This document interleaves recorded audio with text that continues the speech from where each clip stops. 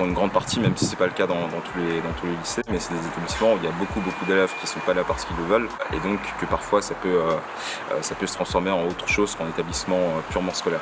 Donc il y a des situations auxquelles on ne s'attend pas forcément, je l'imagine, quand on devient prof, auxquelles on n'est pas forcément préparé, des situations sociales, personnelles.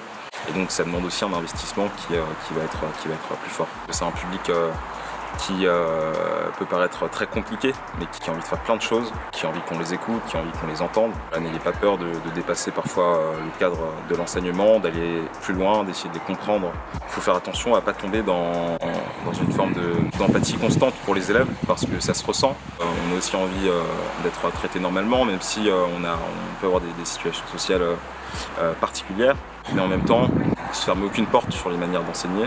C'est ça qui peut être important quand on est enseignant, de sentir que son travail a une valeur et de voir justement des progrès quotidiens s'opérer chez les élèves.